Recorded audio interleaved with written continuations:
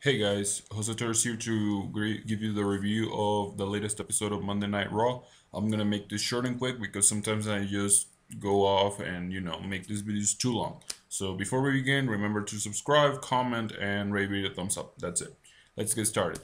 We started the night with Sheamus and CM Punk doing a promo. They basically discussed who is the best in the world. Sheamus tells him to come here and tells him to his face to shut him up, blah blah blah blah. This sets up champion versus champion. Solid promo, but I expected a little bit more. But what it was clear to me, it was these two don't have a lot of chemistry. Then we had Dolph Ziggler versus Randy Orton in a rematch from Friday Night SmackDown. Dolph Ziggler actually gave us a great match as always with Orton and picked up the win after he cheated a little bit with a roll up holding the tight. But other than that, he's getting victories, which is the important thing for Ziggler right now. We saw anger management number one. We saw the collages, and Kane, to demonstrate how he feels, he burns up a piece of paper. It wasn't as funny as last week. And then we had Rey Mysterio versus and Sin Cara versus Cody Rhodes and Tensai. Sin Cara pins Cody Rhodes. For those that like these two luchadors, I'm guessing they're happy with this tag team. Cody Rhodes and Tensai continue to go down in the card. Then we had anger management two. We had the trust exercises.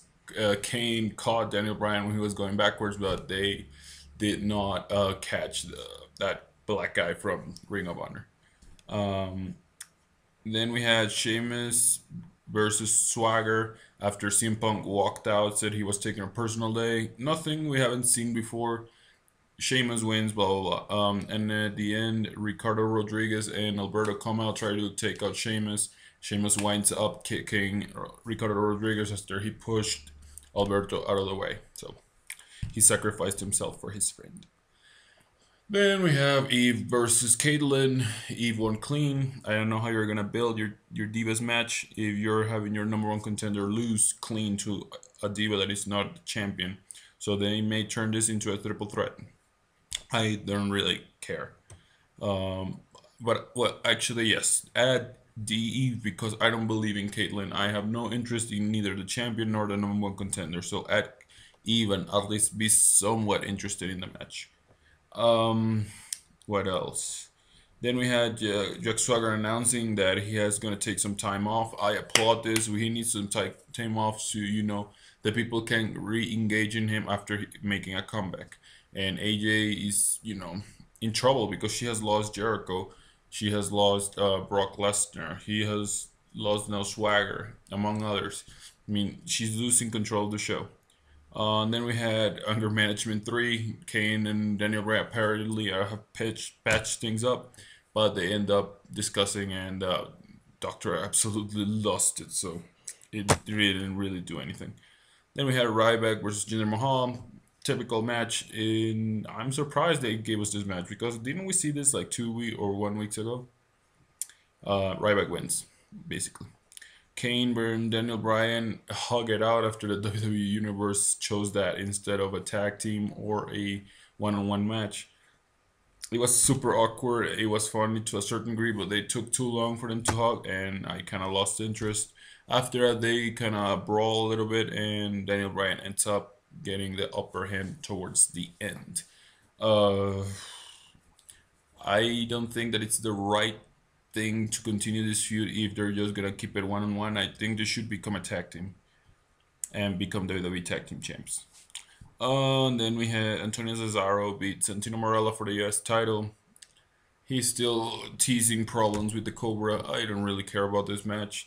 Cesaro needs to get away from that and get a real feud. Uh, then we had Zack Ryder beat Heath Slater. Congratulations, Zack Ryder. 2 weeks in a row now winning.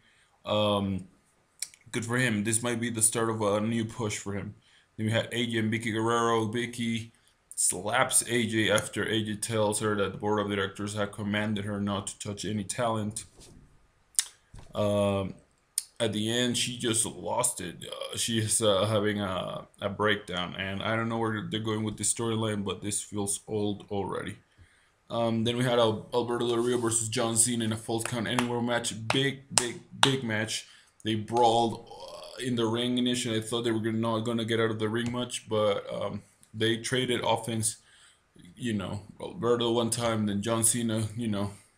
And at the end, they go to the backstage area where John Cena gives Alberto an attitude adjustment onto some crates and turns around and CM Punk kicks him and Alberto pins him.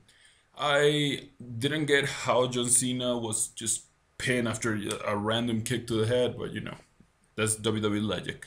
And after that, the biggest surprise of the night is that Paul Heyman made his return and actually drove away with CM Punk. So we could see an alliance forming. This was by far the most interesting development.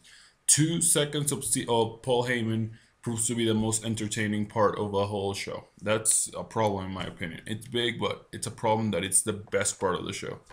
Other than that, that's it. Monday Night Raw. I will give this a B minus. I gave it like a B plus last week.